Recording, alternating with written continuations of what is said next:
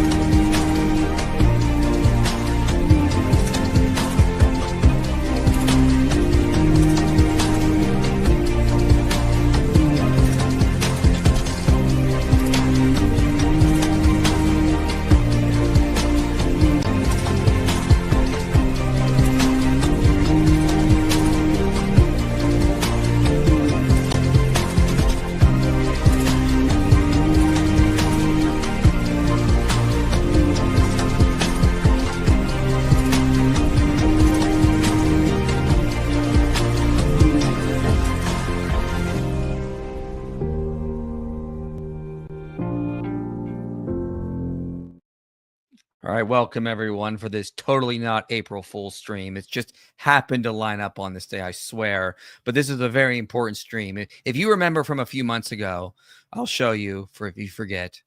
Okay, so I did a very important stream. The Civil War imitates Homer's Iliad. Now, that was an important stream because we definitively showed that the Civil War did not happen the way people think it did. Sure, there probably was some war, but it was clearly blown out of proportion, and they did that by imitating Homer, inventing all these elaborate stories. There are layers there. It's hard to get back to the real history now. Well, after I had the great Dr. Donald McDennis on my channel, as you remember, he recommended me his nephew, Ronald McDennis, and I was like, all right, yeah, I'll hear what he has to say. But Ronald McDennis is interesting because he's found imitation of Homer in other places, specifically the ancient Greek historians. So he was showing me some pretty fascinating things. When we go through Herodotus or Thucydides, we find imitations of Homer. And we have to wonder, based on what the great Dennis McDonald has put out there, that if the Gospels are imitating Homer, and that's really what they are, stories, not meant to give history, what about the Greek historians? If they're also imitating Homer, well, can we really know fact from fiction? How deep does this go? So I was blown away by his research, and I was like, I have to bring him on. So let me bring onto the stage here the great Ronald McDennis. How are you doing today, sir? I'm doing fantastic. Thank you for the introduction, Michael. Thank you. Thank you for being here. If you don't mind, I thought I could take over from here. I'm a well-accomplished presenter. Absolutely. First, just to introduce myself to all of you, my name is Ronald McDennis, as Michael here has just introduced me.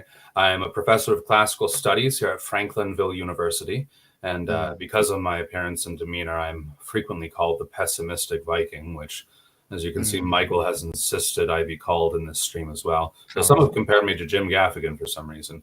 Now, as mentioned, I saw the Civil War live stream, as Michael frequently refers to it. And to be clear, I do not at all disagree with my Uncle Don. But I'm definitively of the opinion that we can do a much more thorough and textual, as well as a more thoroughly textual analysis of specific historians to see how they integrated Homer into their own works. In fact, as a classicist, this has been my own focus for many, many years. And therefore, as soon as I heard my uncle was coming on to live streams and podcasts in order to present his theory, I believe I heard about this, what was it, Michael, 2 weeks ago? Roughly, give or take, yes. Roughly, yes. I asked, like I said, I asked to come on and give the theory. And so here's what I want to present tonight. I wanted to share my research into three different Greek historians. We have Polybius, Herodotus, and Thucydides.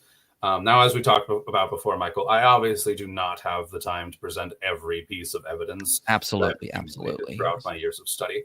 But I think these three authors offer an excellent springboard into people's study of the topic, since they illustrate a broad range of the ways in which ancient historians would imitate Homer, which we'll get to as we go through each of the authors. Now, Michael, I know that your audience, they probably have not read the Iliad and the Odyssey for at least a semester or so.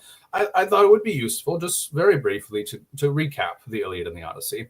But real quick before you do that, so what we're basically getting at here is that these three historians, Herodotus, Thucydides, and Polybius, probably did something similar to what Dennis McDonald says the Gospels did. Is they're just writing stories to imitate Homer. They're not meant to write history. Sure, there may be real historical events behind these narratives, but the narratives themselves are not history. It's mostly legend, fiction, because they're just doing imitation of Homer. Is that what you're getting at here? Oh, absolutely. In fact, to be more specific, I am not at all claiming that, say, the Persian Wars or the Peloponnesian War, or even the Carthaginian Wars. I'm not the Punic Wars. I'm not saying that those events didn't happen. I think it's very likely that something along the lines of those events did happen. I think that it's very probable that there was a real Hannibal, that there was a real Xerxes, there was a real Nicias, there was a real Pericles, and I think that, but. What I think happened, I'll explain a little bit more of this in a second, but I think what mostly happened is you have these authors subsuming their current events into the realm of mythology. And I'll explain a little bit more about that in a minute. But excellent. Just to very briefly recap the Iliad and the Odyssey. I personally, for the sake of my students, I like to divide the Iliad into three parts. The first part is the initial conflict between Agamemnon and Achilles, which ends up creating problems for the Greeks because now the Trojans start winning with Achilles out of the fight and causing all sorts of problems. This leads eventually to part two after Agamemnon says, hey, maybe we should bring Achilles back into the fighting. This leads us into part two, which is all one big day, or as my professor liked to call it, Hector Day, where Zeus basically just says to Hector, you've got free reign to kill all the Greeks until the sun goes down, and that's important. And this ends when Hector kills Patroclus, which brings Achilles back into the fighting. And then finally you have part three, which is basically just showing how awesome Achilles is, because that's ultimately the point of the poem. Homer builds up the manly awesomeness of the Trojans, and in particular Hector, only to make it that much more impressive when Achilles just completely mops the floor with all of them. Now, the Odyssey is in some ways more complex, but it's mostly simpler. It's divided into four parts. You have the first three parts, which take up the first half of the book, which Aristotle refers to as episodes. It has stuff like Odysseus' son, Telemachus, investigating what happened to Odysseus after he, after the Trojan War, and the fun part where Odysseus narrates all the weird stuff that happened to him since the fall of Troy. But then when starting in book 13, we get to the main part of the story where Odysseus makes it back home to Ithaca. He meets up with his son and begins hatching a plan to defeat the suitors who have been harassing his house and his family for years. Now, it should be clear, these poems were written in an archaic dialect of Greek. They were not written even in the classical dialect. Nevertheless, both poems, but especially the Iliad, formed a very strong cultural and educational background for all the Greeks who would follow. And I think that's a strong point to emphasize, in which the great Dennis McDonald has also emphasized that quite literally every single educated Greek relied upon Homer for a significant part of their understanding of reality and communication itself. For virtually all major poets, playwrights, philosophers, historians, biographers, etc., reference Homer in some way, shape, or form. And it's because of this that I think we should more or less expect to see what I'm presenting today, that those who gave their accounts gave them, they were recounting current or recent events, and they were more concerned with assuming these events into the realm of epic or myth than they were about accurate, factual, historical reporting. Right. Right, and that's an important point here. It's the same with what Dennis McDonald says about the Gospels. Exactly. It's not about reporting facts and history. So if we find mimesis in Herodotus, Polybius, Thucydides, we should just assume these are stories. They're not trying to report history. Is that the argument that you and McDonald and your uncle Donald McDennis say? Oh, absolutely. I think perhaps one of the better explanations is to look at this more like an Aeneid or more like a true history, which is funny because of the fact that Lucian almost gives the game away by stating that all of history up until this point, it's just been an imitation of Homer, and he's been doing nothing different. Yes. And to be clear, there probably is some historical truth you could theoretically glean from these narratives. I'm not saying that everything that they wrote was merely historical fiction. That would be silly. But I do think that considering just how often they do incorporate all this mythological stuff into their narratives, it makes it very difficult for us in the 21st century to really be able to distinguish between the two. Now, as I mentioned earlier, of the two epics, the Iliad was undoubtedly the more popular among the Greeks, in stark contrast to the modern day, wherein the Odyssey is much more popular than the Iliad. And I can only assume that that's because of the fact that modern people are a bunch of plebs who can't appreciate what's truly going on. So much so, but in any case, so much so, the Iliad was so much more popular that we should expect to see authors or groups of authors who are imitating Homer a strong emphasis on the events and themes of the Iliad, with perhaps supplemental material being taken from the Odyssey, rather than the other way around. Though, I will admit, there are some exceptions to this, which actually, that is a brilliant segue, I just realized, into our first author, because the author I wanted to start with would be Polybius, if you could bring up the... Yeah, let me get your slides up here. So real quick, let's remember Dennis McDonald's criteria here. This is a important. Good starting point. This is what he uses to show that the Gospels aren't really history. They're not reporting what actually happened. They're doing mimesis or imitation. So he has this criteria. Was it accessible? Was Homer accessible to the authors? Well, yes, obviously. And he was also accessible to the Greek writers as well. Okay. We also remember there was the analogy. Did other authors imitate Homer at this time? Absolutely. Like, for example, the Aeneid is obviously imitating Homer. Density. The more parallels present, the better. There's a bunch of parallels you have found to show this, and it's very intriguing. And of course, and to be clear, I just want to make this absolutely clear. The parallels that we will be showing are not even the only parallels that exist in the passages that we're talking about. I have cut down a vast amount of material for the sake of time, just to be clear. That's important. Yes. So density. We also have order. Distinctive traits. Are there any unusual traits present in both? If you saw the Civil War stream, we found a ton of similarities between Homer and the Civil War. Also interpretability. Anything gained in imitation, like to show Jesus is superior. And of course, we see that also with some of the heroes you're going to talk about. Now, did others around the same time show awareness between Homer and the account in question? And we're going to get into that too as well. So yeah, a lot of very, very important things here to show this. But before we do, I'm going to get to some super chats really quickly, and then we're going to dive right in. By all means, it's your stream, Michael. So, alhamdulillah. Yes, Cole, there is no God but Ezra, and the redactor, peace be upon him, is his messenger. You see, that's exactly what the Quran says, that, you know, they thought Ezra was the son of God. And, you know, that's obviously Jews believe that everywhere. Did ancient ethics view passions as synonymous with sins? No, I don't think so at all. I need to be convinced. I don't think that's true at all, Libby. Unless you have a specific passage in Aristotle. Yes. IP, people have places to be. Sorry for starting a little late, Rokin. I was getting some technical issues through, but yeah. Hi again, IP. Thoughts on the David Alex debate? Mike talked about this a little last night, but I think David dominated the rebuttal and the opening statement. I thought he had a better, but did better in that. But I think Alex just thrived in the cross-examination for sure. So keep that in mind when you see it. Thank you, Hamish Higgins, for the very, very generous super chat. Big fan of you, and I'm sorry this is off topic, but I need to ask, if you're not busy, I'd love to see you make a response to Planet Peterson's video. I did.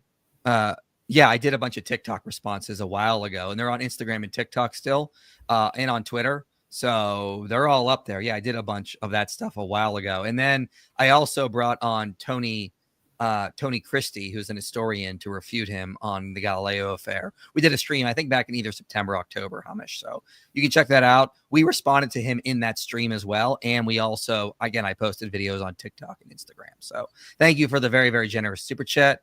You says, it hurts my trust in you. it's clear you took him out of context. No, I don't think that's the case at all, Hamish. I would like to really see that. If you watch my replies, it's very clear I didn't take him out of context. He was making all sorts of crazy arguments. In fact, he made so many bad arguments, I don't have time to get to them. Like, he's tried to say my studies were all like one or two things, and that was just complete nonsense. So, yeah, utter nonsense. Check out the stream with Tony Christie. Check out the replies I posted to TikTok when we were having that. His video is utter garbage. And, I brought on a historian who's an atheist who said, yeah, I was right. So, all right, let's get into your slides here. I have no idea what any of that meant, because I will admit I'm never online.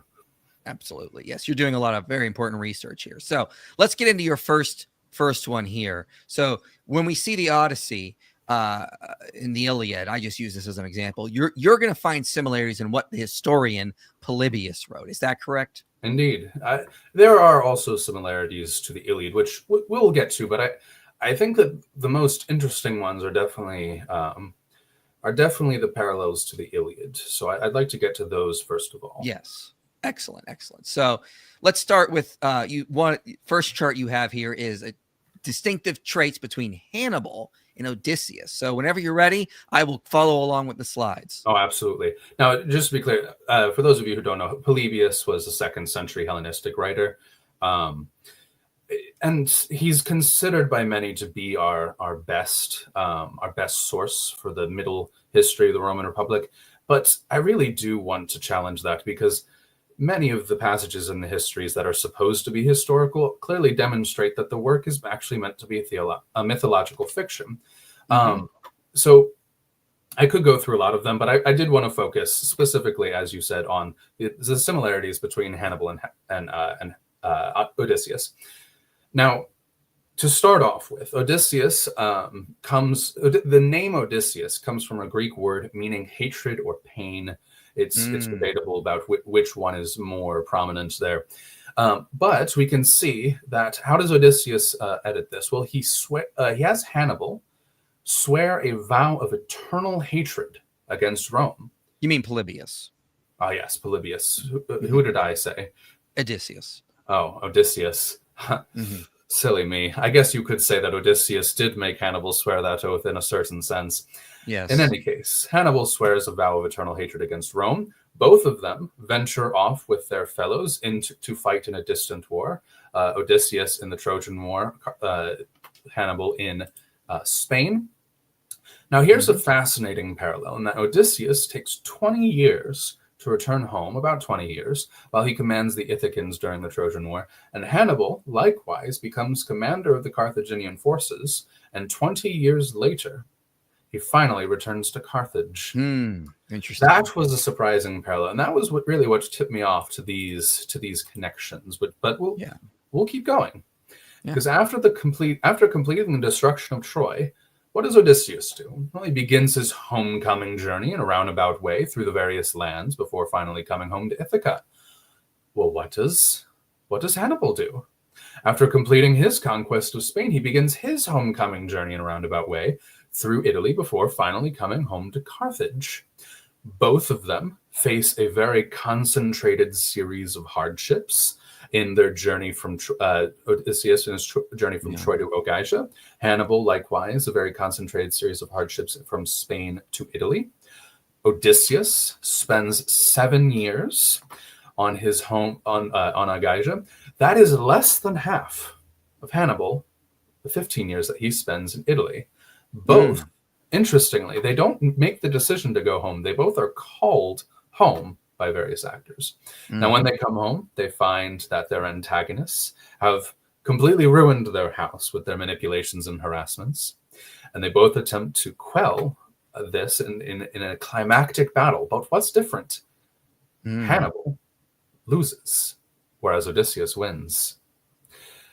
What are we to take from this? Well, I think it's very clear in this that what is the story of the Odyssey really about? What is the story of Odysseus about? Well, it's about how much Odysseus has suffered throughout the course of his journeys. Right. What are the changes trying to prove here? Hannibal suffers even worse. Hannibal spends more than double, 2 times the amount of years that Odysseus spends on Ogygia, +1. I mean, talk about a slam dunk connection, but even more so, Odysseus, despite all of his pains and tribulations, he wins in the end. He retrieves his wife, his homeland, his everything. You know what's also interesting? I was just looking at this. You know how Hannibal has to go home and he takes a roundabout way to get back. He has all these interesting adventures along the way. But notice what I think Polybius is doing here. Okay, both Odysseus and Hannibal don't return home with their major vessels, but Polybius creatively turns Odysseus's ships into Hannibal's elephants. They both lose them all before they get home. And so it's very fascinating that these ships get turned through imitation, into elephants, and none of them return home with them. I just thought of that looking at this. Oh yeah, it is fascinating, but there's another interesting facet to that I think you might have missed, Michael, which actually brings us to our next realm of parallels, because as you might have noticed in point number 5 on the charts, both face a series of concentrated hardships on their journey. Now, we can zoom in here a bit, because it's here we find one of the most obvious examples of Homeric imitation, or mimesis, to use McDonald's term, in his entire work. Now, to preface this, of course, we know that the Romans did like to conjoin together a lot of space from Homer's work into a smaller amount of space. And we see this here. Specifically, with the journey from Spain into Italy, and the journey of Odysseus from Troy back to Ogygia. Now, in both situations, they begin their first episode by attacking a smaller settlement. And if you look at the map, the Cicones are in Thrace, right next to Troy, just as how Saguntum is right next to the Carthaginian territory in Spain. Moving forward, we see that Odysseus fails in his attack, whereas Hannibal succeeds in his attack. Now, this brings up another example of a syncresis between Polybius's work and the Homeric poem, namely that despite the fact that Polybius is going to make Hannibal suffer more, Hannibal is undoubtedly the more competent out of the two characters. We can actually see this. We'll see this later, because in parallel 3, as you mentioned, Odysseus begins his journey with a number of ships. Hannibal begins his journey with a number of elephants. Now, Odysseus ventures through the land of the lawless Cyclopses. What does Hannibal do? He ventures through the lands of the lawless Celts. Now, it is important to know, Celts are basically just monsters. This will be a trend we'll find throughout the course of the narrative. Now, what happens with when both heroes interact with the Celts? Well, Odysseus wins against the Cyclops Polyphemus. How? By his brilliance, by his cleverness. Similarly, when Hannibal does battle with the Celts, he wins out by his brilliance, by his cleverness. Odysseus, however, is reproved by his men, whereas Hannibal is praised by their men, and then they continue on with their journey. When arriving in the next land, Odysseus sends out scouts. Wow. This is an important part, because in other parts of the Odyssey, he does not send out scouts. Well, what does Polybius have Hannibal do in this next episode? Well, he has him send out scouts. I mean, like, what are the odds that they would both send out scouts? I mean, does that happen all the time? I'm not sure. Of course, and it's in the exact same sequence. Polybius could have picked even if you were going to include a mention of them sending out scouts. Why would you do it right after you have just imitated the episode with the Cyclops? Interesting.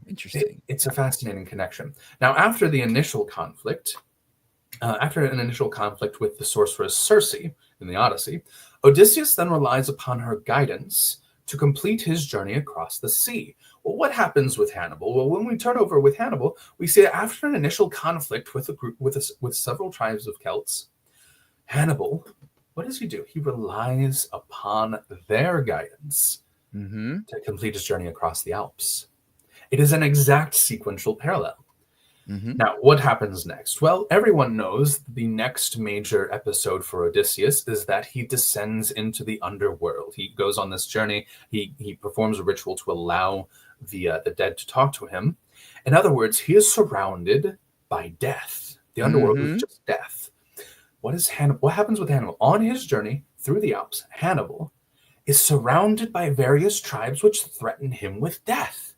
Wow. Again, it's an exact correlation. Now, Odysseus, after this, returns to Circe for more information. Hannibal, likewise, reconsults with the tribes who have been his guides. And then something fascinating happens. I don't have this exact one on the slide, but it is good to have this next slide up because, Michael, perhaps you remember after Odysseus returns to Circe and then departs again. What's the next group of monsters that he encounters before the skull and Charybdis? Well, I don't know if I'm pronouncing it right. Isn't it the it starts with an S, Scylla or something? I forget how do you pronounce that. So word. We're talking about before then. He encounters the sirens. Oh, the sirens, right? Sirens, exactly. Now, what are the sirens? Well, the sirens are these sea creatures that live near an island, and what they do is they lure in sailors with their magical voices, bringing promises and soothing and comfort to all who pass by. Now, what does Polybius say that the Gauls do? He specifically mentions how at this point, several Gallic tribes come up to him and offer him gifts and hostages and words and all sorts of comforts. In both situations, they're safe from disaster because of the fact that Odysseus and Hannibal are cautious. They manage to see the danger beforehand and outrun it because this is the most masterful synchrosis I've seen. Honestly, it's one of them, if I will admit. The worst monsters in Odysseus' journey are Skull and Charybdis. What are the most monstrous people in the ancient world? Well, they're traitors. And the Gauls are mentioned specifically to be traitors because they are the same ones who tried to appease Hannibal and help him out and give him gifts, and yet they turn their back and betray Hannibal. Interesting. Moving on. In both situations, after Hannibal and Odysseus managed to skirt past the danger, their men are rebellious and shaken. Therefore, both of them give a speech. In both cases, the speech works. In the Odyssey, Odysseus's men they make an oath to not eat the cattle. And similarly, the speech works in strengthening the resolve of Hannibal's men. But something fascinating happens. Both of them are trapped by weather. Odysseus by storms, and Hannibal's army by snow, until at long last, when Odysseus finishes his journey crossing the sea by ending up on Aegae, all of his boats are lost. And Hannibal, when he finishes crossing the Alps and arriving in the more civilized Cisalpine Gaul, most of his elephants are lost. So you can once again see a very clear synchrosis where Hannibal is shown to be the more competent out of the two. And how do the parallels end? Well, Odysseus is assisted by the Phaeacians in coming home, and Hannibal is assisted by the more civilized Cisalpine Gauls when entering Italy proper. Yeah, it's very interesting how the order just lines up perfectly with. Perfect recreation. Yeah, and the density of parallels here. I mean, are we to believe this is all history? It seems far more likely that we're inventing things and adding things to the story to make it imitate Homer. Just like Dr. Donald McDennis or Dr. Dennis McDonald does with the Gospels. Both of them, if we're being honest. Absolutely. Both of them do a brilliant job illustrating the density of the two. Yes. So what else do we have here? We have History's Book 3. What's going on here? Well, if you remember, for those of you who don't know much about the Second Punic War, and why would you? We know very little about it in actual history. Polybius doesn't stop his narrative with Hannibal's journey into Italy. Instead, what he does is he shows how much of a brilliant, seemingly unstoppable commander Hannibal is. Now, where have we heard this before about a certain antagonist to the one on the author's side being built up to be more and more endlessly powerful? Well, obviously, we've heard about this with Hector in the Iliad. And again, there are many examples I could go to here, but I wanted to use what I consider to be the most clear example, and that is the Battle of Cannae, which is considered to be Hannibal's masterpiece. which I think is a clear imitation of Book 15 of the Iliad. Now, if referring back to my brief outline of the Iliad, you'll remember Book 15 takes place during Hector Day, during which Hector just effectively rolls over the Greeks. The Trojans are just winning absolute victory after absolute victory, exactly like in Hannibal's campaign. Now, I do want to get to this. So basically, the first example that we see is that in both situations, so Hector had been knocked out earlier in the Iliad, but he's restored to life.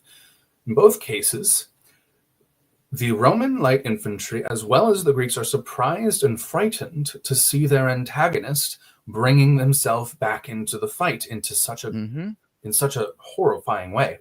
Now, in both cases, you have Fabius, on the one hand, who acts very much as a restraining force in Polybius' narrative, and Thoas, who acts as a rallying force in the Iliad. They both cause their respective sides to rally in defiance of their antagonists. The Romans gather in close order for the retreat, whereas the Greeks stand in close order against Hector. It's an exact parallel going on here. Mm-hmm. Hector continues to pour in troops through the ramparts, just as Hannibal continues to pour in troops over the hills. Both authors why would they both mention this? Why would they both mention continuously pouring troops into the battle? Unless Polybius is simply trying to imitate the Iliad. There's no other explanation that can come to mind. The Greeks retreat to their ships, whereas the Romans retreat to their camps. Patroclus. Now, here's a fascinating parallel for you. In both examples, after mentioning the retreat, both Homer and Polybius cut away from the battle and go and talk about someone going to someone else to get help. Patroclus goes to Achilles to levy his support, where Paulus Emilius, who I'll mention later, goes to the Senate to levy new soldiers. Now, in both situations, the antagonist kills or destroys something very precious to the person who represents Rome. So Ajax represents the throne in the parallels coming up. Similarly, Hector takes Cannae, which distresses the Romans. They're both marked as being distressed. So distressed, in fact, that Ajax tells his brother Teucer to kill Hector. He says, "We have enough of this. I just want you to kill Hector." And similarly, the Senate commands the Romans to give battle to Hannibal at Cannae. This is the last straw for both of them. And in fact, so dire is the situation of the Greeks that Ajax stirs them to greater fervor than ever before. He fires on all cylinders, just as so great is the terror of the Romans that they rally a greater number of legions than have ever been rallied in the history of the Republic. And Polybius is certain that you understand that. Mm-hmm. Hector forces the Greeks to fight him by attacking the ships, just as Hannibal forces the Romans to give battle by exploiting the position of Cannae. Ajax gives another speech to stir the resolve of the Greeks, just as Emilius Paulus gives another speech to stir the resolve of the Romans. Teucer takes out several of the Trojan heroes before being stopped by Zeus. And what happens at this moment in the narrative? Polybius mentions specifically that the Romans prevail for a little while. There's no reason to include that in your narrative unless you're imitating Teucer's shooting down several Trojan heroes all at once. Right. Now, it is at this point that Hannibal and Hector get their superpowered. Right. Because Hector, when he sees that Teucer's attack has failed, gives a final speech to encourage his men to attack the ships, and Hector is empowered by Zeus to overpower all the Greeks, just as Hannibal gives a final speech to his men, and then he prepares his masterful trap. Divinely sent, it seems, one could say. And despite the severity of the attack, both sides still manage to fight orderly, zealously, and valiantly. Ajax defends the ships almost by himself. There's this brilliant scene of him holding a pike, just swatting off the Trojans as they try to burn the ships, while Emilius tries to hold the battle together all by himself. Despite both sides being tired, they fight on as if unbruised and unwearied, and despite being surrounded, the Romans fight on as if they were fighting any other battle, until at last As the last defenses before the ships are beaten, both sides abandon normal fighting, and it reduces to a slaughter. Both Homer and Polybius specifically mention slaughter. The Greeks and the Trojans, they abandon their spears, their shields. If you read the Iliad, you'll note Homer is obsessed with javelins. And yet they don't fight with javelins. They fight with axes and swords and close combat and daggers. And similarly, the battle in the Cannae reduces to an absolute slaughter. It's very interesting. It's very, very interesting how this is just lining up perfectly. I mean, what are the odds? Yeah, it's fascinating. One really has to question, what is the odds of all of these things lining up perfectly? But now, of course, someone might object. But Mr. McDennis, Professor, I do prefer to be called Professor.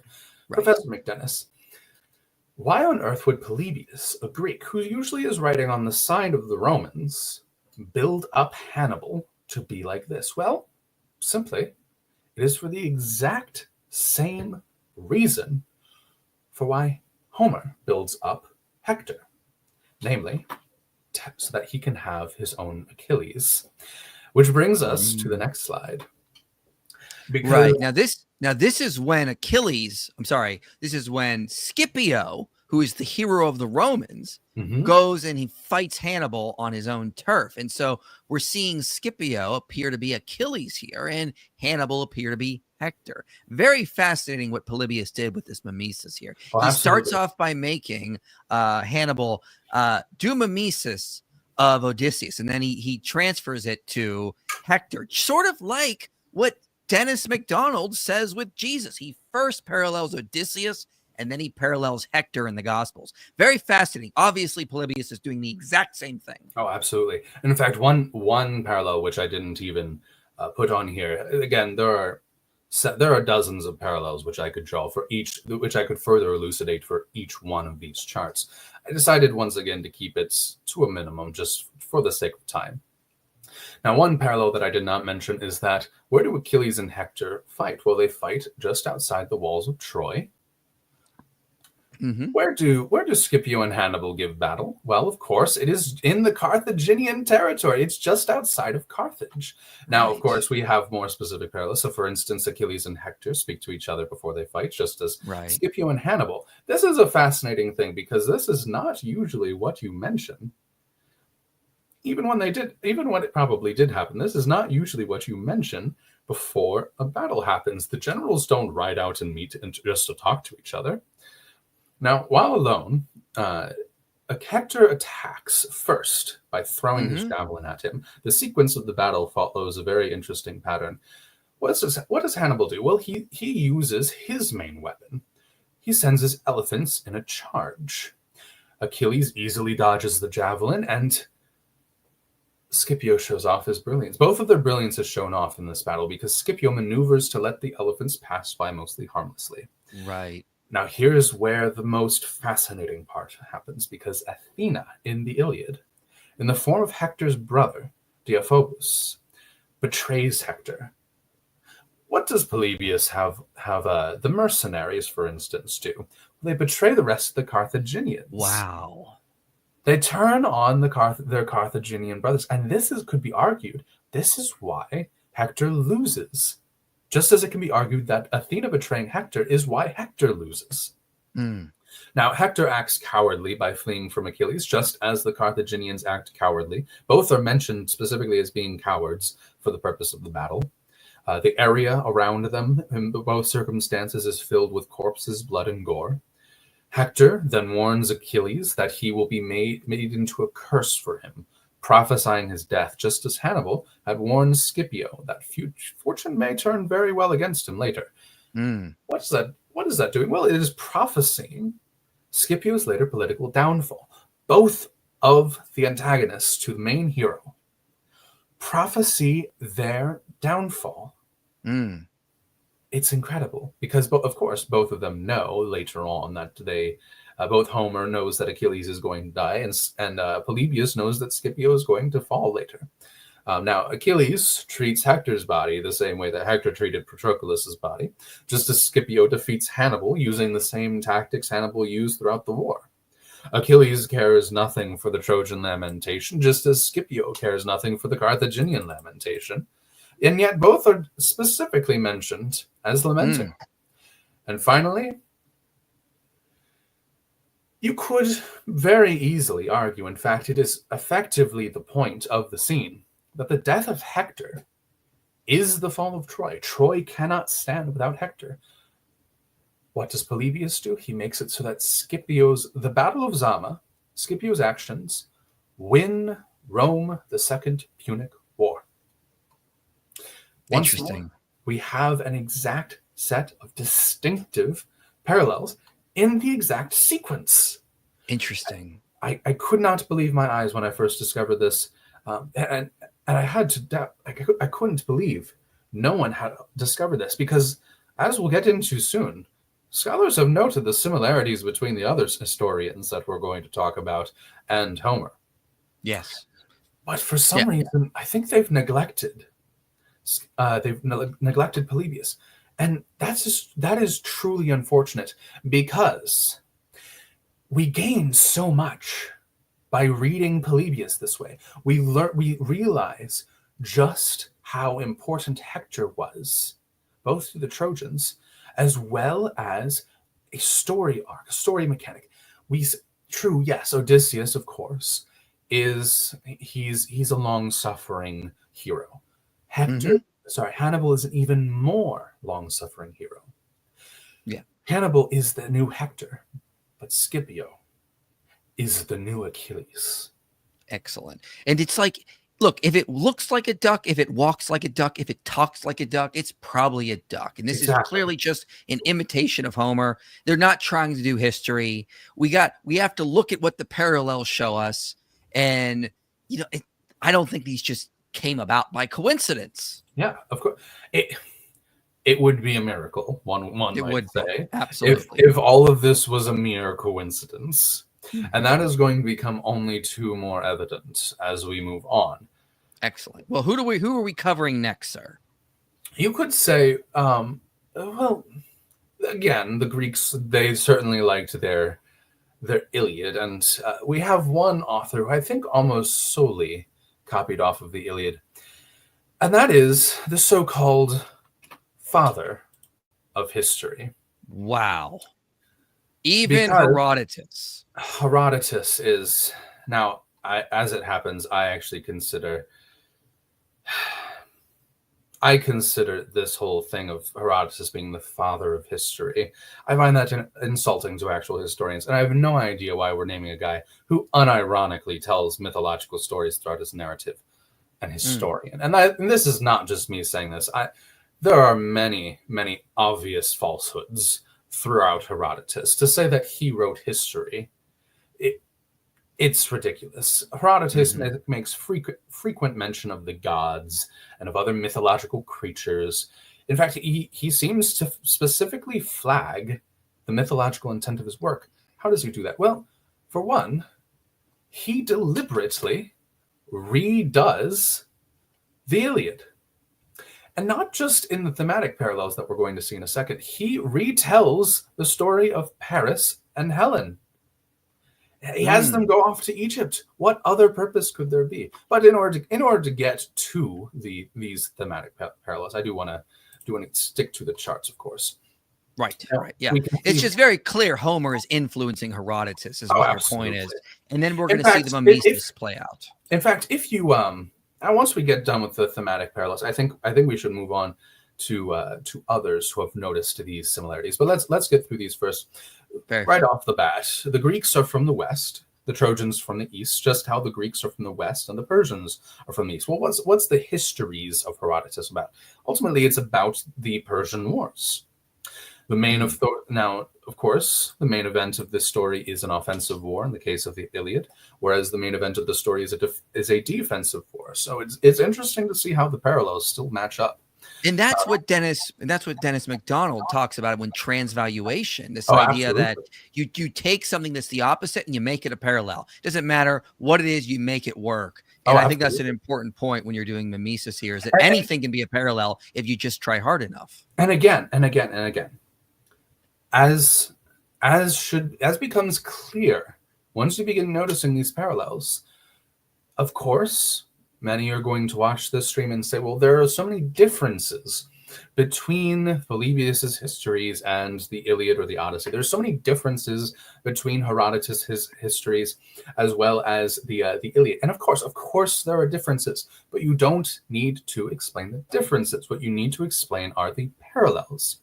And when the parallels are like this, when they are dense, when they're sequential, when they are significant, that needs an explanation. Now, just to continue with the thematic parallels, the strength of Hector, just as I mentioned before, the strength of Hector is built up throughout the work by narrating his victory against a variety of heroes, just as the strength of the Persians is built up throughout the work by narrating their victories against a variety of civilizations.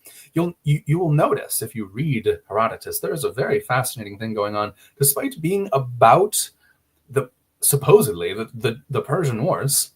Herodotus spends maybe the last 3 books talking about them.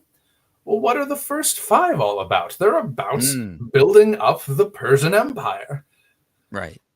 It's utterly ridiculous how people don't notice the similarities and don't recognize this, but we'll get to that in a second.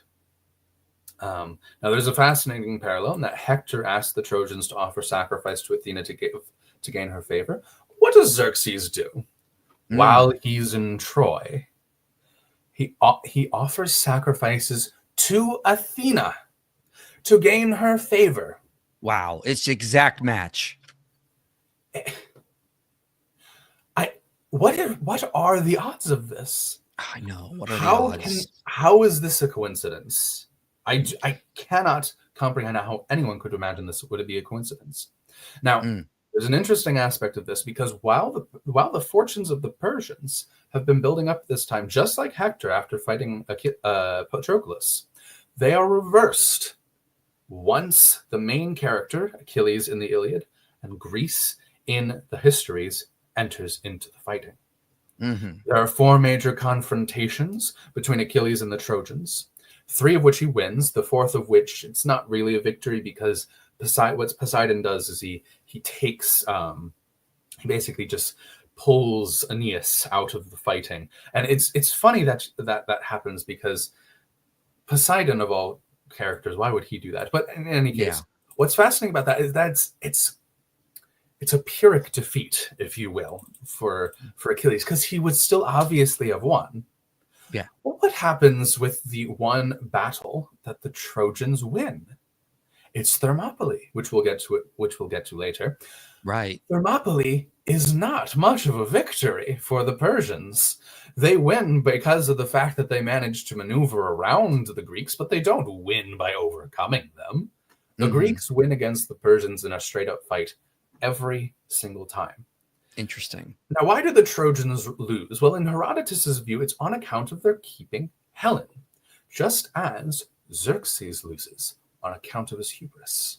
Yeah, that's clearly a parallel, even though it's not exactly the same. You can see that, because when you're imitating, you're not meant to copy. You got to change things. So when they change and of course, things, and you could even mention, as I have in my books, that the Trojan keeping of Helen is a matter of hubris. They thought, we can defy the laws of the gods if we want.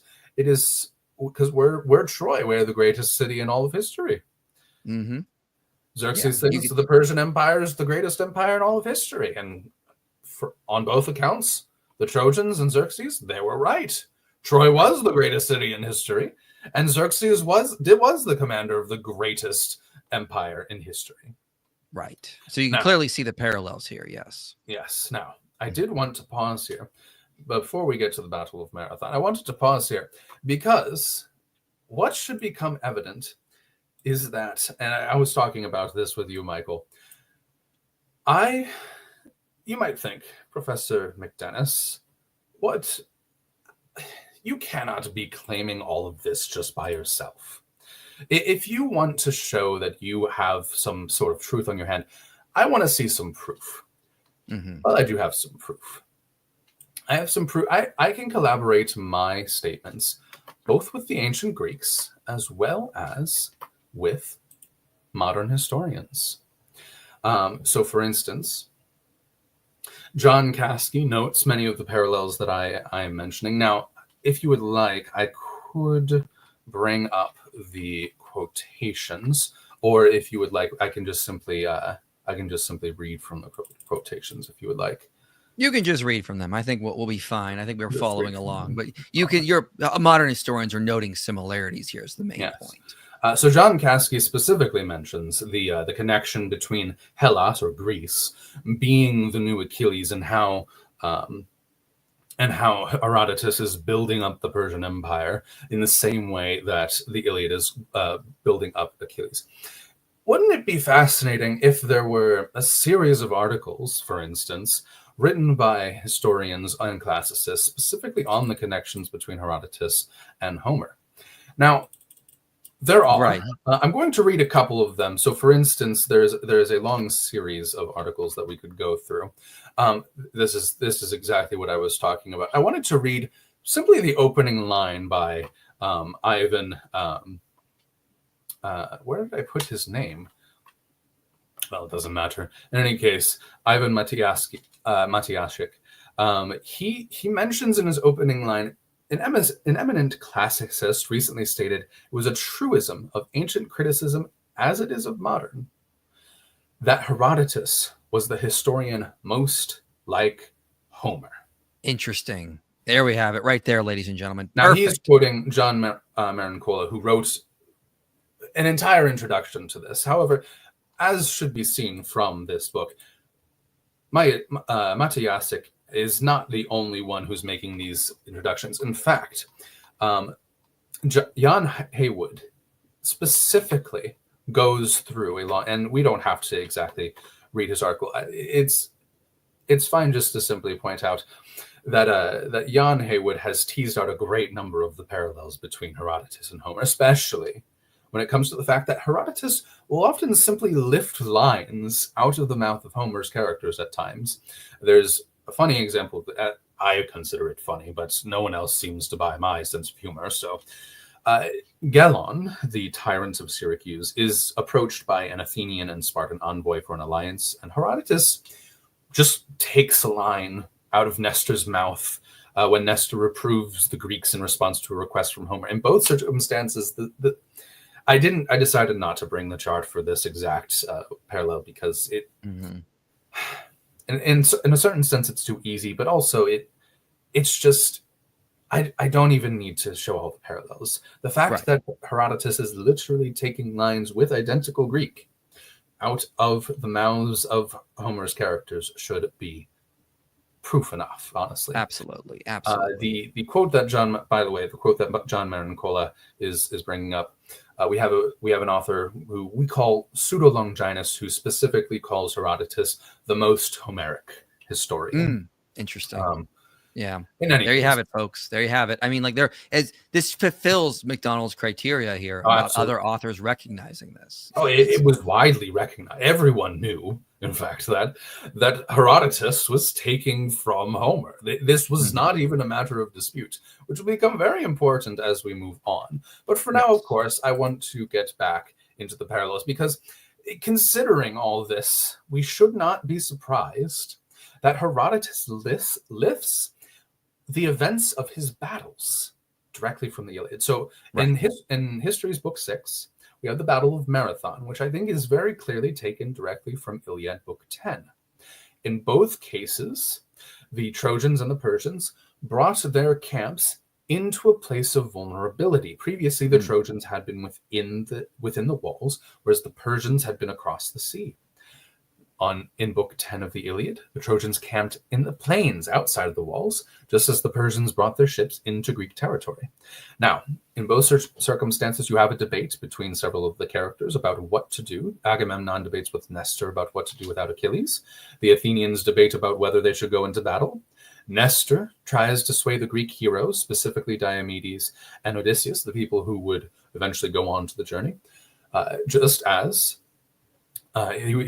he persuades them to scout into the Trojan camp, just as Miltiades tries to sway the Athenian vote to attack.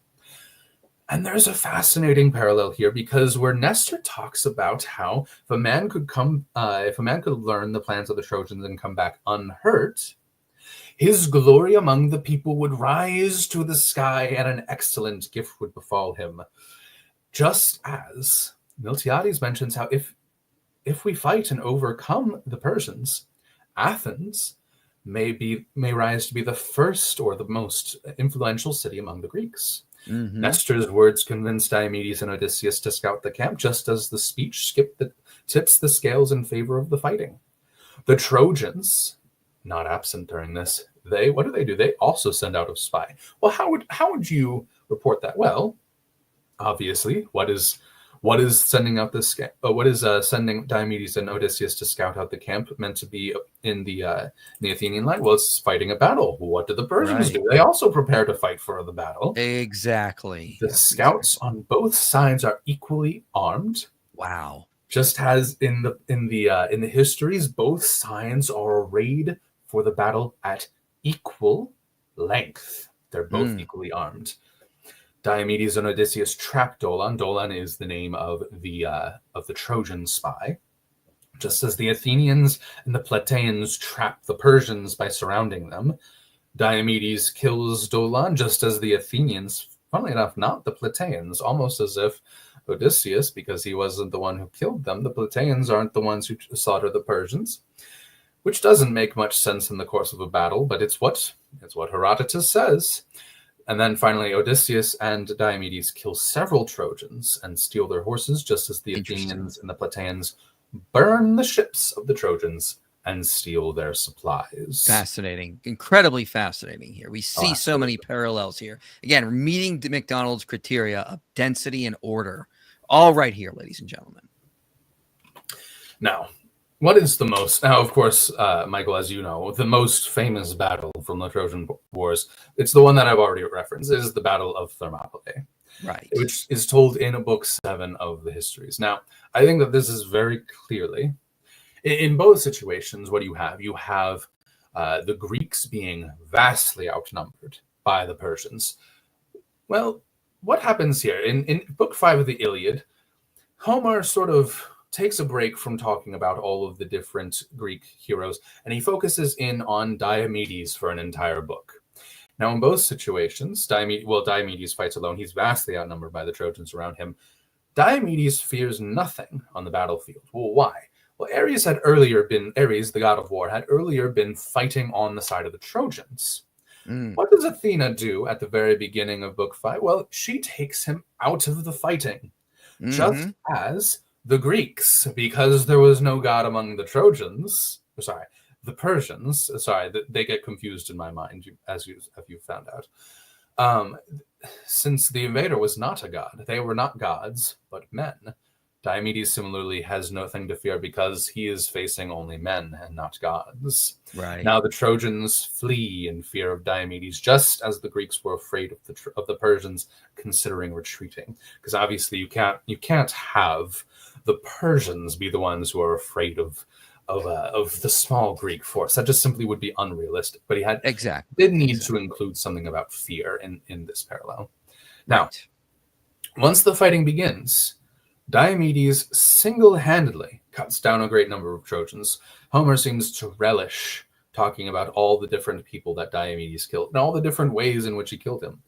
Just as Herodotus seems to revel in the fact that once the fighting begins, the Greeks massacre great masses of Persians with little to no losses to their army. Pandarus disregards Aeneas's warnings about Diomedes. Pandarus is another one of the Trojan heroes, and Aeneas is, of course, a great Trojan hero who survives the war, as is told in the Aeneid, and later goes on to found Rome in Virgil's version of the story. In any case, Xerxes disregards Demaratus's warning about the Greeks. Just exactly the same. Exactly. Now, what does Pandarus do when he tries to kill Diomedes? Well, it's very simple. He uses a chariot. Now, Michael, could you remind me what pulls a chariot? Horses. Of course. Now, among the ancient people, the Medes were known for fighting on horseback, were they not? Where They they were were, known for yes. their horse archery. And who does Xerxes send to attack the Greeks? Well, it's the He Medes. sends the Medes. This is what we talk about, the imitation. It's not exactly the same, but you can clearly see imitation at play. I mean, honestly, when it comes to this parallel, they might as well be exactly the same. Yeah, how could any educated person? I can understand how someone who knows nothing about the ancient world would read this and not immediately see the parallel. But how can any educated person not see the parallel? In any case, Diomedes, barely wounded by Pandarus's attack, easily kills him. Just as the Greeks barely harmed, it's specifically mentioned, the Greeks are barely harmed by the attack, and they easily defeat the Medes. In desperation to save Aeneas, Aphrodite, Aeneas' mother, who's a goddess, and Ares.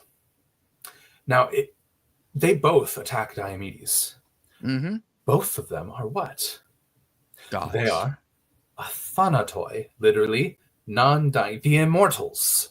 Ah, I see the connection. In desperation to rescue the battle, what does Xerxes do? He sends in the immortals. What are the odds? Athanatus, to attack the Greeks. Yeah. What are the odds, indeed? It's fascinating just how close the stories are. But exactly. In both cases, the immortals don't do any better than the mere mortals. Interesting. Now, Aphrodite is alarmed that Diomedes would attack the gods, just as Xerxes is alarmed by the disaster unfolding. And this all leads to Xerxes leaping from his throne 3 times in response to the battle. Now, just like Aphrodite, Apollo is also alarmed at the arrogance of Diomedes, if you could. Yes, exactly there. Yeah. I meant to stay on the last parallel for a minute. There you go. Sorry about that. Both of them leap. Both of them leap. Xerxes leaps from his throne how many times? 3 times. Just as Diomedes leaps towards Aeneas 3 times to kill him. See, you see the motif of the 3 there. You can clearly see you see leaping and it 3 times in both stories. Clearly mimesis. This can't just have happened by coincidence. Oh, absolutely not. Now, of course, Battle of Thermopylae is not done, but it's interesting here because rather than going on and continuing to talk about Diomedes, Herodotus makes an interesting comparison here. He decides to mimic the death of Patroclus. Now, why would he do that? I think that the simplest explanation is simply that Herodotus was trying to evoke the fact that this is a turning point in the war. Thermopylae is very much a turning point in the war. Because after Hector kills Patroclus, the Persians begin to really lose. Xerxes begins to lose after Thermopylae. Now, in both circumstances, how does the turning point happen? The Trojans strike down Epagus, who's Patroclus is sort of left-hand man or right-hand man, if you will, just as the Persians decide to take a path around the Greeks, killing the Phocians guarding the path. The ones guarding the side of the Greeks, just as the Trojans strike down the side of Patroclus. What does this cause them to do? Well, in Patroclus's case, Patroclus sweeps ahead of the rest of the Greeks, allowing himself to be surrounded, just as Leonidas, the king of the Spartans, sends away the other Greek troops and allows himself to be surrounded. Now, Zeus pronounces a prophecy that Patroclus would die, just as Herodotus, at this point, pronounces a prophecy that Leonidas would die.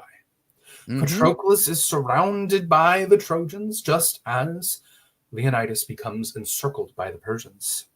And yet, despite fighting alone, Patroclus kills a great multitude of Persians, just as the Spartans kill a great multitude of Persians.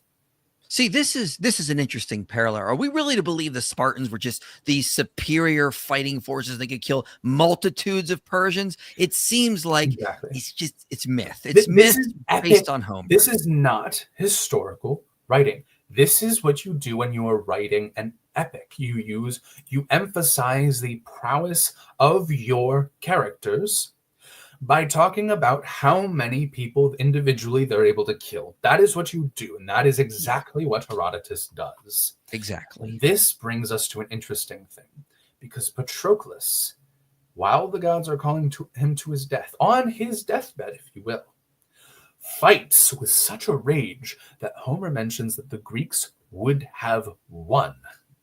Why do they lose? Well, they lose because of divine intervention. Patroclus would have won. The Greeks, similarly, the Spartans in particular, knowing that they're about to die, fight all the more vigorously and take out vastly more Trojans than before. Sorry, once again. Persians, yes. It's hard. They're so similar. I get it. They are very similar. It's hard. It's hard to distinguish them at this point. Now, Homer names all the Trojans that Patroclus kills, just as Herodotus names the Persians that the Greeks kill. And how does it act? Well, there's a very famous scene which informs Achilles' treatment of Hector's body at the end of the Iliad. The Trojans struggle over the body of Patroclus. They fight over him with the Greeks, just as the Persians struggle with the rest of the Greeks over the body of Leonidas. Wow. Both struggling over a body. What are the odds that they would want to do that? I mean, this seems like clear imitation. And what makes this all the more clear as an imitation, if you remember, the Spartans are surrounded. How are they getting out? How did they escape? And yet here they are fighting over a body and giving him a proper burial. Right. Interesting. Now, again, I could go on and on with Herodotus because I think he's probably the most clear and the most widely recognized example of someone imitating Homer. Now, to be clear, most scholars do not go as far as I do in saying that he's actually just writing mythology. They recognize the imitations. They do recognize that these connections exist. They recognize that Homer is being imitated in an artistic way, that he's lifting thematic elements, but they don't go as far as I do. I will admit that. But honestly, if we wanted to, if we had 3 hours for this presentation, I could probably dissect nearly every major scene of his work and show how the Homeric connections. Instead, I thought I would move on to the final author for today. If you remember earlier in this section, I mentioned that many other ancient Greeks recognize these connections between his work and the Homeric epics. And I think, now, again, Herodotus is one of the first person to label his work a history. Who is the next person to label his work a history? Well, I believe it would be Thucydides. Thucydides. Yes. Thucydides writes the history of the Peloponnesian War. Now, Thucydides is usually considered to be a historian, which I'll admit, it's more believable when it comes to his own work. But I think that there are a variety of passages wherein Thucydides specifically hints that he is not attempting to write history, that he's attempting to be mythological. Now, anyone who's read Thucydides' Peloponnesian War, if you haven't, I would recommend the translation by Stephen Lattimore. Thucydides is notorious for his Greek being effectively impossible to translate. But Lattimore does a good job, I think, of giving a generally accurate translation. Now, if any of you have read the history of the Peloponnesian War, you will know that Thucydides spends the very beginning of his work tracing the origins of the Greeks. Now, where does he draw most of his information? Why, he draws it from the Iliad, of course. Wow. And he recounts the Iliad, moving up through Herodotus. He specifically mentions Herodotus, who I've just demonstrated is writing fiction. And of course, Thucydides would know this. He lived in the same time. He understood these connections better than we do. And what does Thucydides do immediately after mentioning and exploring the mythologies of Homer and Herodotus?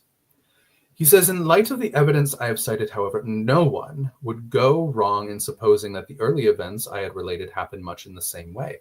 In other words, he is approving of their events. And now, of course, Homer was known to be fictional, even during the ancient Greeks. This is a modern misconception that they viewed it the same way that Christians would view the Bible, of course. Right.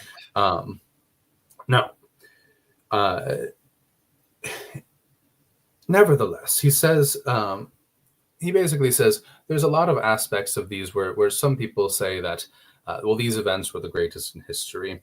But he says, in this war, he contrasts this. He says, in this war, even though men always consider the war on hand the most important while they are fighting, but once they have ended it, they are more impressed by the ancient ones. In other words, yes, while you're in the middle of a war, it seems like the most important thing ever. But once things settle down again, once you get back out of the fighting, you see, well, the Trojan War was truly better.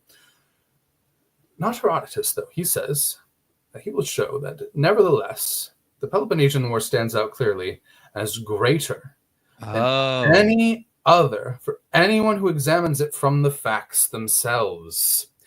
Now, who is presenting the facts themselves? Thucydides. Thucydides. Now, what is he clearly saying here? He's obviously trying to say, I am going to prove to you that the Peloponnesian War was a greater war than both the Trojan and the Persian wars. Mm-hmm. And that's what McDonald talks about in his criteria, that when you do mimesis, you're trying to show someone else is greater than the prior heroes or the prior works. What is Thucydides doing? He's showing the Peloponnesian War in his imitation of the Iliad is really the greater war. And that's an important point. This is evidence of what's going on here, mimesis or imitation. Mm-hmm. Now, I do think I think it's useful to note one more thing before we get into the meat of the discussion when it comes to Thucydides, namely that there are effectively two rationalizations. There are two motivations when it comes to Thucydides and his work, which he spells out in his prologue. The first is, as I've mentioned, he is trying to prove that the Peloponnesian War is greater than both the Trojan and the Persian wars. The second one is that, despite wanting to mythologize, Thucydides is very much a rationalist. I think it's very clear that he wants to create a rationalization of the mythology of Homer. In other words, Homer and Herodotus, in Thucydides' point of view, are presenting a largely mystical mythology. Thucydides hopes to provide a rationalist mythology. I see. And we will see this in many of the parallels that I will show you. All right, we ready to get into it? Yeah, I think that it would be. Yes, I think that we should get into it. Let's start with the general parallels. All right, we will go through the parallels here, and then after we get through Thucydides, we'll get to your super chats and do some final thoughts here. So whenever you're ready, let's dive in. Oh, yes, absolutely. So with the general parallels, both narratives begin with a plague, which we'll dive into a little bit more. Agamemnon has to deal with the rebellion of Achilles, just as Athens has to deal with the rebellion of several of its allies.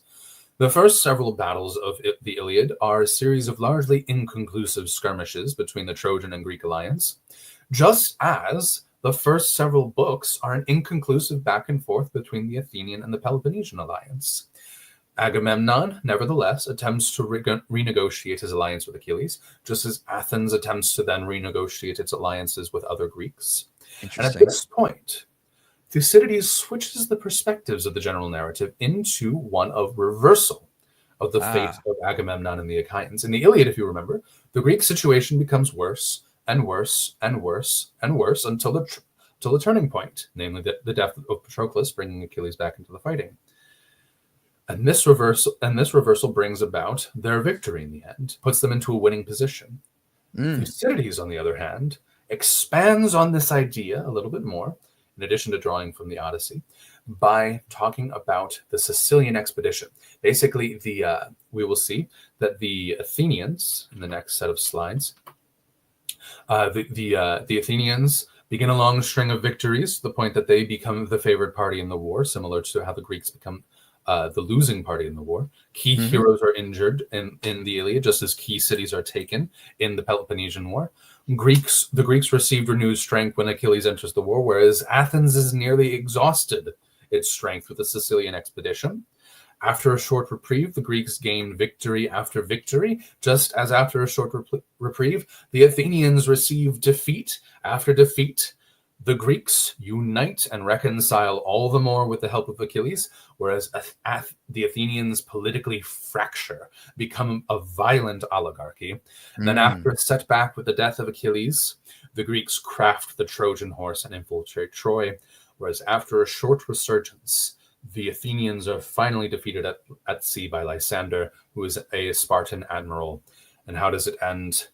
Troy is burned. Victory for the Greeks. Athens surrenders. Interesting. The reversal is very interesting there. Yes.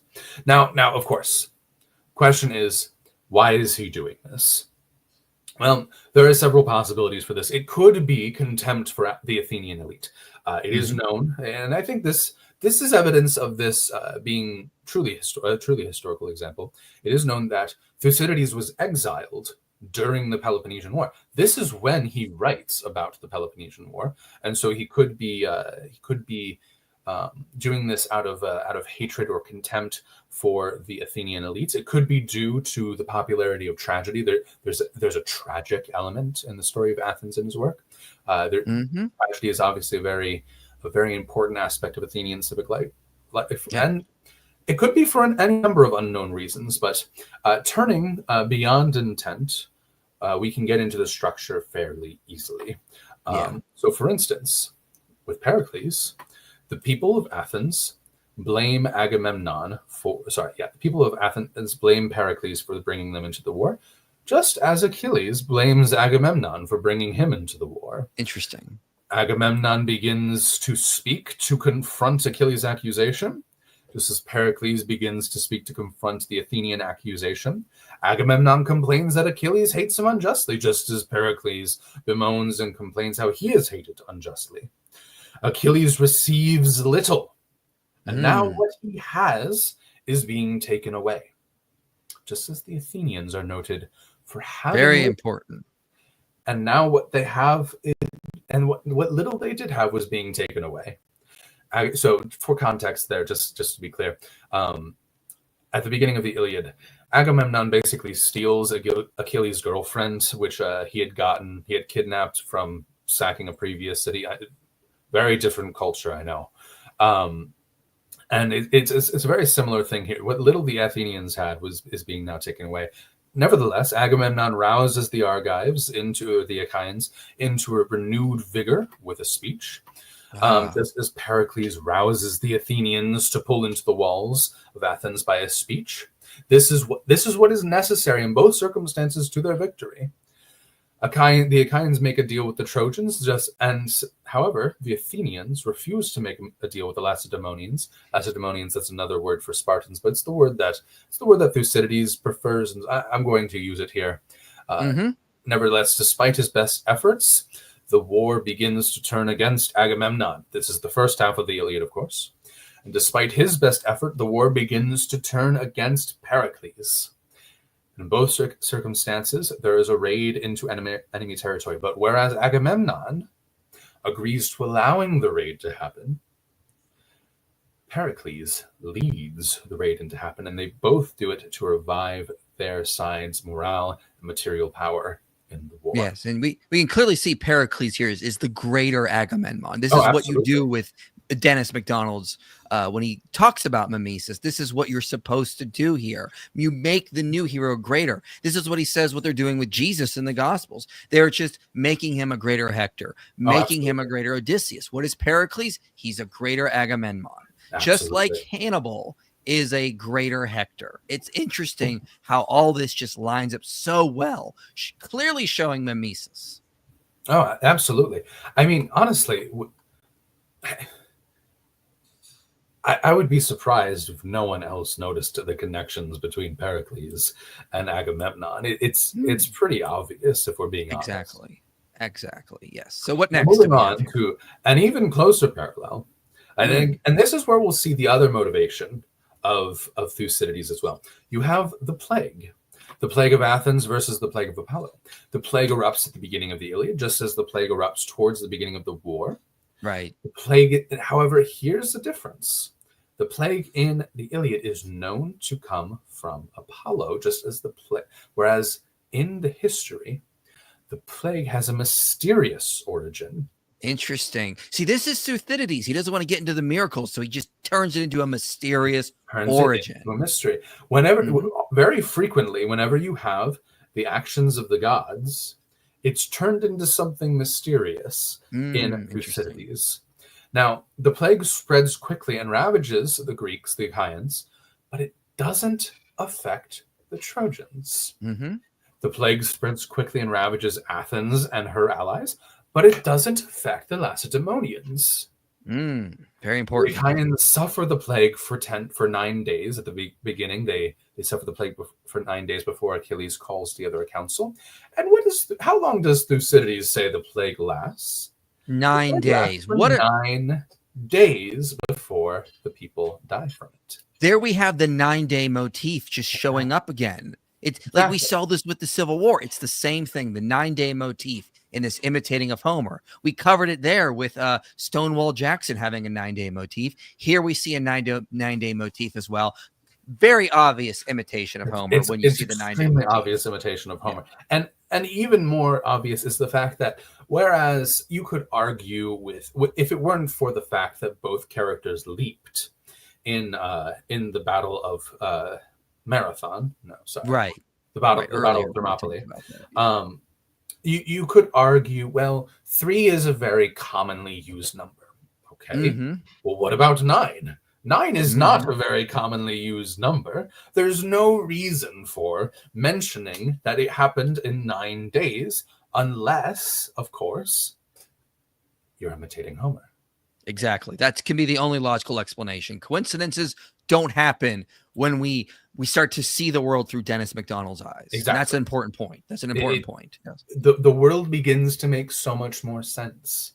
Everything becomes so much more understandable. Now, the people of the Hellenic Alliance in the Iliad suffer the plague on account of what? Well, on account of Agamemnon's indifference to the sacred. You see, the whole reason for why Apollo sends the plague is because Chryseis, the priest of Apollo, asked for his daughter back, but Agamemnon basically told him to go away. And he prays to Apollo, and Apollo listens. Well, what happens on account of the plague in Thucydides? The people of the Athenian alliance develop an indifference to the sacred on account of the plague. And indifference to the sacred happens in both instances. Wow. Very, very odd. And it is only after the plague that the fighting begins in earnest. Interesting. That's clearly an imitation of Homer here. And we're supposed to believe this is history? I'm sorry. If it walks like a duck, if it talks like a duck, if it looks like a duck, it's probably a duck. So, I mean, come on. What else do we have here? Yes. So I wanted to elucidate a little bit more on this particular thing because, okay, Thucydides definitely liked to elucidate, expand, and elongate his narrative compared to even what Herodotus does, sometimes taking several pages to say what Homer said in a few, though not without the reverse, and we'll see another example of that here and there. As a result, his mythology of the Peloponnesian War is incredibly complex. It is, and it's very intricate to the point that I believe that I have not discovered all of the parallels he creates. And I await the work of better scholars than myself to uncover these in the future. But even so, there are a number of battle parallels which could be drawn. Many of them are constructed in similar ways to how Polybius would construct them after Thucydides, and Herodotus would construct them before him. And therefore, I won't go over it. We've already gone through several of these battle parallels. I think I would bore your audience to go through this. But again, if any of you would like to learn more, feel free to take one of my courses here at Franklinville University. Instead, I wanted to touch on a particular parallel that we see in one battle in particular. You see, most histories, most mythologies don't talk much about the storming of makeshift walls. You see, you talk a lot about the storming of city walls. But in Book 3 of the history, Thucydides narrates the siege of Plataea, which is itself a microcosm of the Trojan War at many points. But in the most explicit point, takes place in the storming of the Peloponnesian walls, the besieging force. Now we can switch over to the charts if you would like. Yes. The besieging force have constructed a wall which is not to be torn down until the opposing city is destroyed. Now, this happens in Book 12 of the Iliad. And in Book 12, once again, if you remember, is Hector Day. And it's at this point that the Trojans begin an assault on the wall which was erected to guard the Greek ships. What's funny about this is that Homer spends several dozen lines talking about this wall and how it's an unholy wall erected without any sort of proper honor or sacrifice to the gods. And therefore, after the fall of Troy, he mentioned how all the gods band together just to completely annihilate this wall. Just a funny point that I wanted to bring up. In any case, the Trojans decide they're going to break through the wall, just as the Plataeans decide that they are going to climb over the wall. The Trojans do not prevail until Sarpedon. Who's Sarpedon? The son of Zeus. Now, Michael, if you could remind me, I seem this old brain of mine seems to be faltering. What's Zeus's symbol? Isn't it the lightning bolt? It's the lightning bolt. It's the lightning and thunder of Zeus. Now, and the Trojans do not prevail until Sarpedon, the son of Zeus, goes into battle. What do the Plataeans do? They wait for a storm. A storm of wind and lightning and thunder before they attack. And yet, in both situations, Sarpedon is the main one to pull down the wall, and so the Trojan victory is mainly due to Sarpedon, just as the Plataean escape is mainly due to the storm. Both of them mention, Thucydides is explicit. The Plataeans escape because of the storm. The Trojan leaders are the ones who make the attempt, just like the Plataean leaders are the ones who make the attempt. Sarpedon rushes to the walls, just the Plataeans rush to the walls.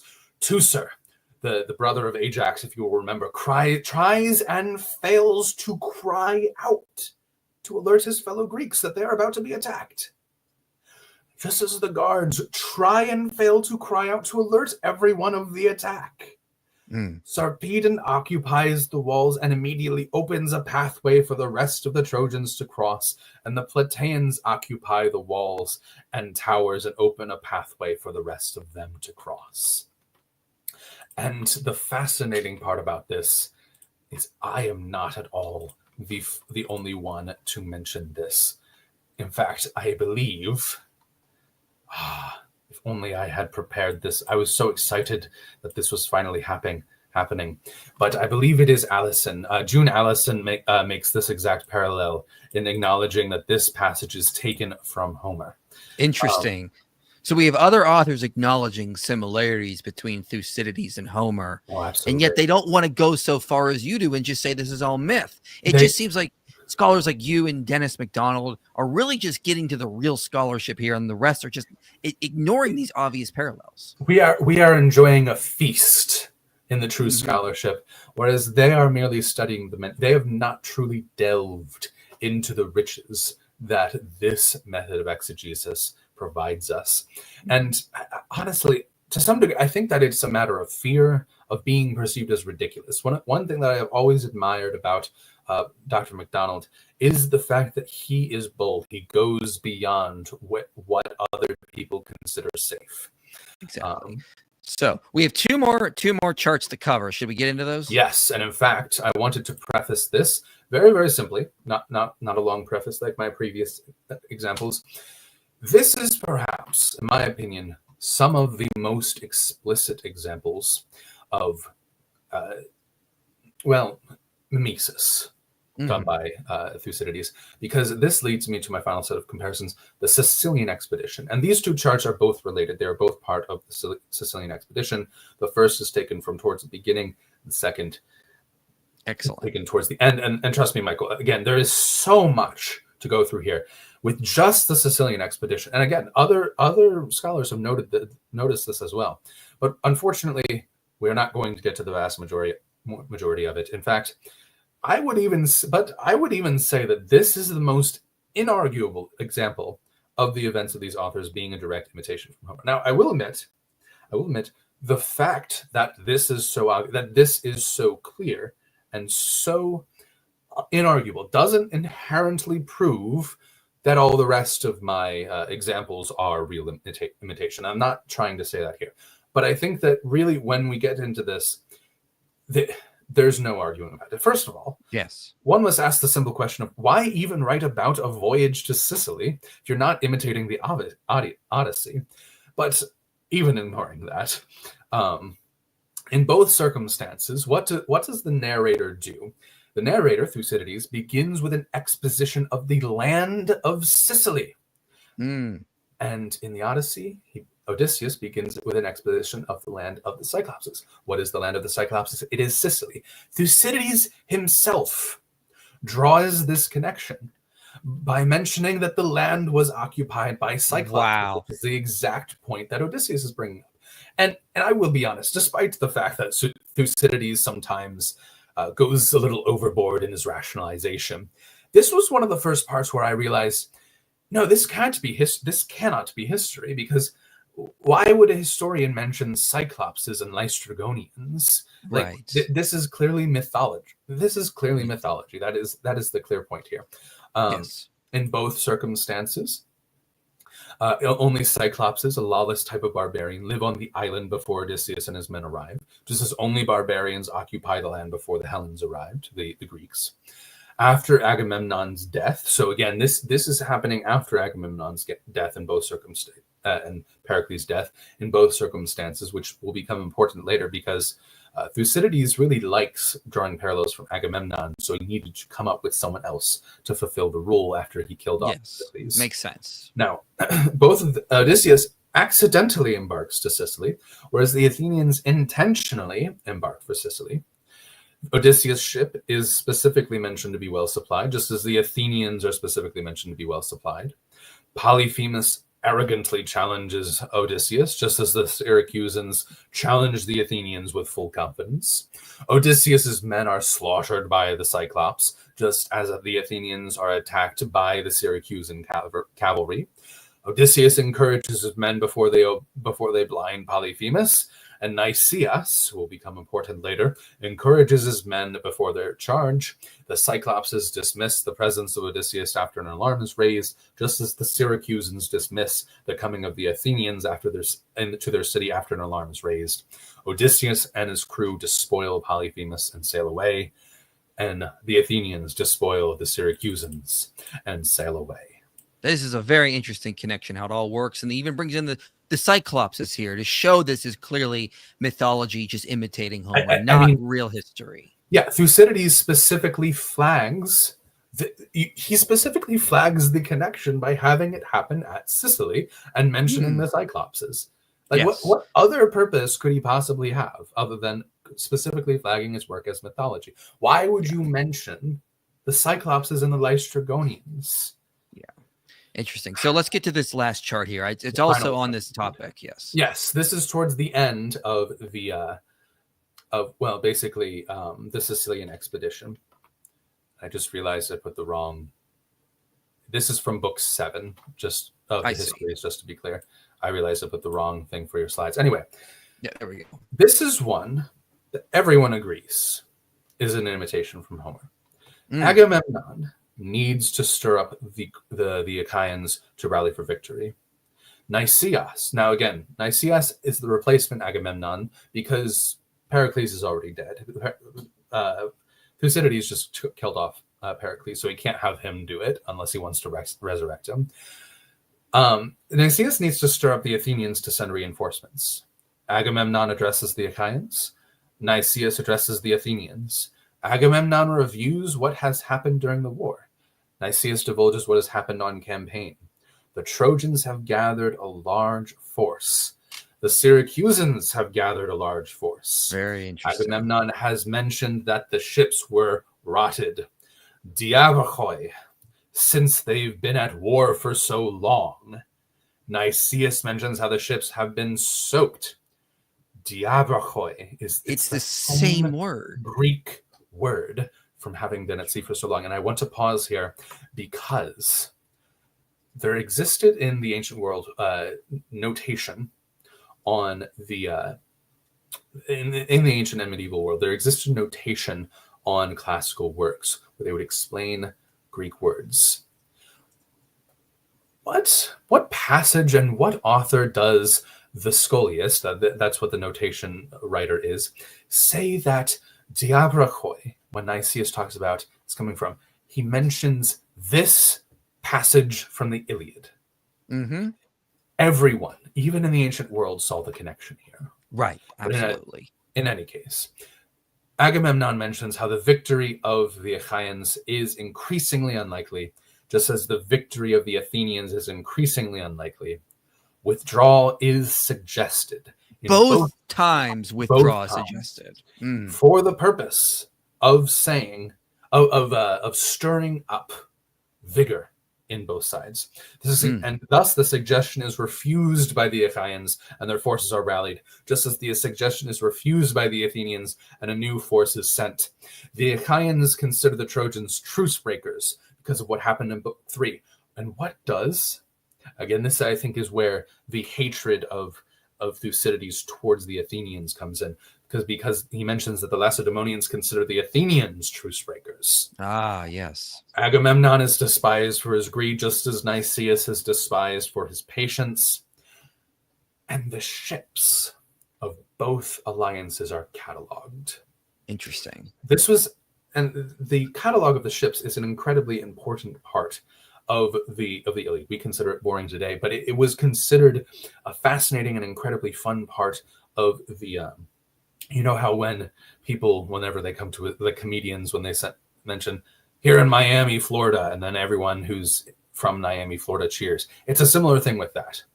In either case, Agamemnon is counseled to set the men in order by tribes and clans. The word for tribes is phula, and in military context it has a very specific meaning. Nicias calls forward each of the triarchs and address them by their name and the name of their tribe. Phule, same word. It's the same word because it's in different contexts. Right. Agamemnon gives a speech to encourage the Achaeans, just as Nicias gives a speech to encourage his men. The Achaeans go into battle, and the Athenians go into battle. Wow. And what's the purpose of this? What is the purpose of this? I think, honestly, I think the best way to explain this is very, very simple. You see, Agamemnon is ultimately proved right by when he tries to rally together the people for victory. Nicias is eventually defeated. Agamemnon's rallying of the the Achaeans leads to victory.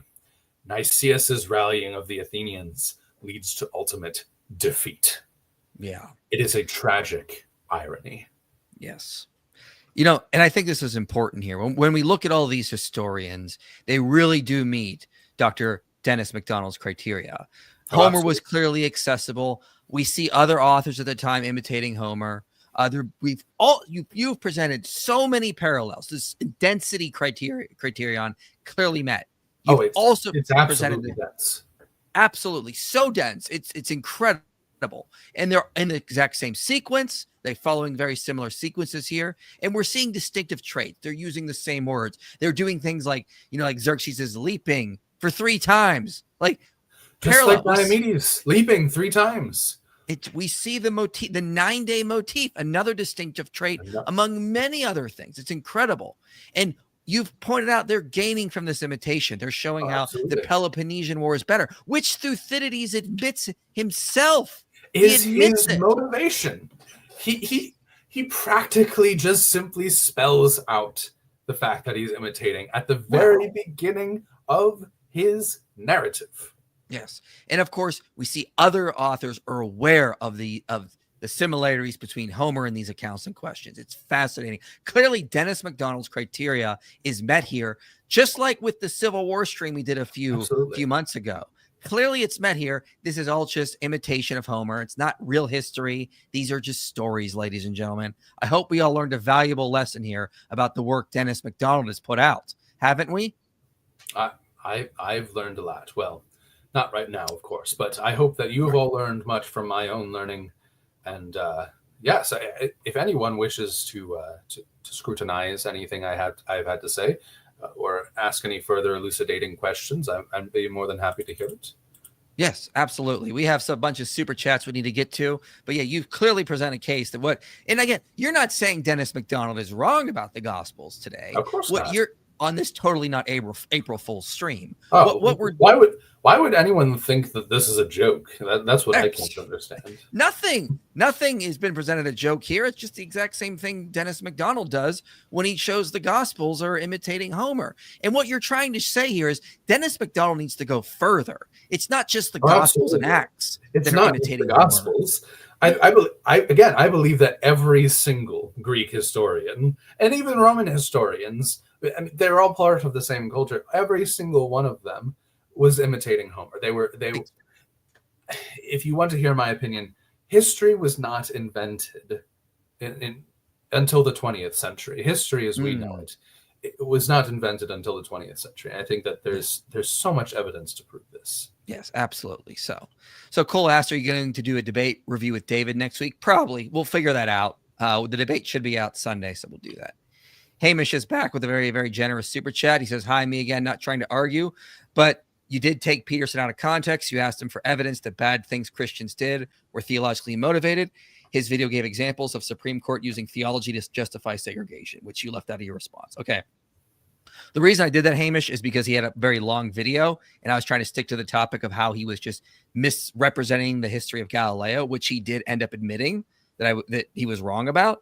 But he was bringing up disputes that I got him on earlier from like 6 or 8 months earlier. Like we were disputing on this over, and he basically, so I already responded to him then there. I wasn't going to just redo that all here because I already refuted him on all that. So I'm not, and that's not taking him out of context. That's just me not addressing points I've already addressed in the past. And in the initial responses we went back and forth on, he tried to say that, they were theologically motivated, but then he brought up Newton being theologically motivated to do science, and he said that doesn't count. So he had a double standard. Newton, when he was theologically motivated by Christianity to do science, that didn't work. But if the Supreme Court was theologically motivated to do segregation, that was justifiable. Do you see the problem there? And I did all this in the responses that are still up on my Instagram and TikTok. But I mean, you got to actually look at research to see because people can claim theological motivations. For example, I could claim, someone could claim the reason that they, went out and murdered someone was because the devil made them do it. But atheists are going to reject that. They're going to be like, no, that's not the real motivation. So just because someone claims that doesn't mean it's true. So we need to keep that in mind. Have you read Yahweh's Divine Images, A Cognitive Approach by Dogma Dan, and are you going to make another live stream on the Mark II argument? Yeah, I've read part of that book. I need to go back and finish it. I haven't had time to, but I have something more fun planned for that. Something within the week. So just keep an eye on the channel. Something will be out soon. Sorry I'm late. It's Dr. Donald McDennis not with us this time. So this is Ronald McDennis. His uncle is Donald McDennis. And after we had Donald McDennis on, he said we should have his nephew on to do some more interesting stuff on the Greek historians. So how was your uncle? So I think that my own research is more fascinating and relevant, but yes, he would dispute that. Yes, well, I mean, we were able to look and you were able to see, these Greek historians like Thucydides using the same Greek word that Homer used, and we can just see the texts are clearly imitating Homer. So can you do a video on if 1 Corinthians 11 is a redaction? Yeah, I will eventually. I don't think it's a redaction. I think, but I do think there might be a quote in there from the Corinthians. So it's not that someone added something later. I think Paul might be quoting the Corinthians, but I need to look more into that. It's a very, very complicated subject. That's one of the hardest chapters in the New Testament to really study. Now, Testify did a video today on how the Napoleon Wars are in a similar situation as this and the Civil War. Do you think the Napoleon Wars are also imitating Homer, sir? I'm an honest man. I don't like to delve into topics which I have not personally studied. I'm a classicist. I know Greek and Roman history. I'm not very familiar with modern French history. It certainly wouldn't surprise me from what little I just mentioned, from what little I have seen. Most events that we would consider to be history are actually just imitations of Homer. Everything is imitating Homer, sir. Yeah. I mean, like this is obvious. It's Greek mythology in general, or some sort of mythology. You could argue that various episodes and Anglo-Saxon or English history are actually drawing from Nordic mythology, for instance. Yes, everything's just imitating. And this is what Donald McDennis pointed out. We're just taking his work, his methodology, and just applying it elsewhere to show how we should all be looking at history and everything. It's just taking what he's doing and showing how it needs to be applied elsewhere to show everything's imitating Homer. But of course, once you prove a theory to be correct, that theory then needs to be applied consistently. And I believe that I have done that. You absolutely have. Dennis McDonald should really listen to this stream and start applying this to the Greek historians and coming to the same conclusion that these are, theological fictions. That's his term. That's what he used to describe the Gospels. Obviously, these are also theological fictions. Absolutely. Yes. Does Acts 19:12 justify venerating relics of saints? And I can read that. So that even handkerchiefs or aprons that had touched his skin were carried away to the sick, and their diseases left them, and the evil spirits came out of them. I believe the Catholic Church does use that as part of their larger argument to justify relics and relics of saints. So for sure, yes. Okay. Libby asks, "What is real? Is this a lie? I'm too gullible." This is totally real. Totally. This is totally not an April Fool's stream. It just landed on this day. It worked for us. I mean, I'm sorry. This is just total. It's totes not April Fool's stream. We are so committed to Dennis McDonald's work and just applying it elsewhere to show how incredible it is. And of course, incredible, as you know, means unbelievable. But anyway, moving on.